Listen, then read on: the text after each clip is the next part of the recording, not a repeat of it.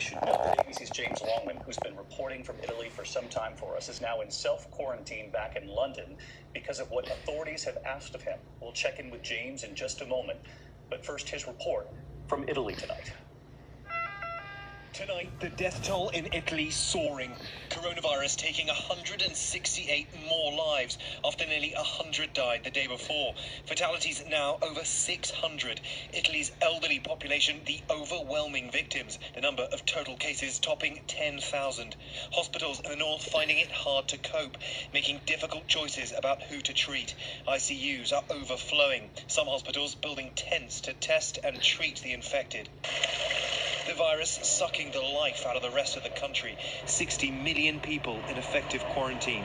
No travel allowed for most unless it's for work or an approved reason. Police enforcing the lockdown. Authorities urging people to keep about 3 feet away from others. Pat Leiter, an American living in northern Italy, showing us the do not cross line at her grocery store.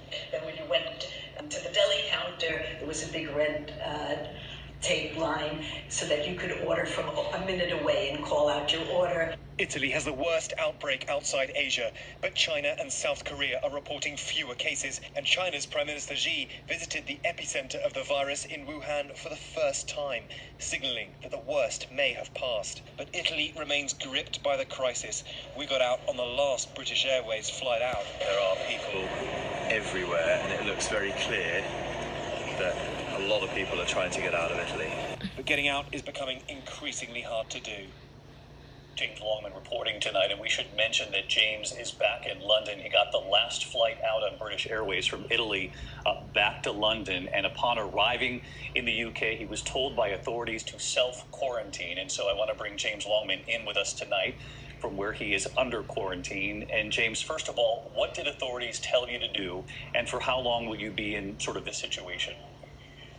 Well, there's no mandatory quarantine in the United Kingdom, David, but authorities do ask people that if they've been in Italy, they stay at home for at least 14 days. Actually, Rome and London do have a similar number of cases, around 90, so we're going to reassess in about a week's time. All right, about a week's time. And it's very interesting, James, that they suggested this to you because we've heard reports here in this country of college students coming back from Italy and that they weren't asked questions at the airport upon arriving here in the U.S. So very interesting that in the UK they've asked you to do this. In the meantime, I wanted to broaden out the picture here. You've been to Italy 3 times now to report, and we've seen this escalating crisis there, the severe toll on the Italian people.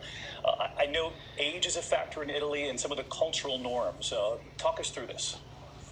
Yeah, absolutely, David. There is a large elderly population in Italy. It's actually the second oldest population on Earth, and old people tend to stay home with their families. So there's a potential there for a real mix of people and the virus to be able to spread. It's certainly taking its toll on the elderly in Italy, David.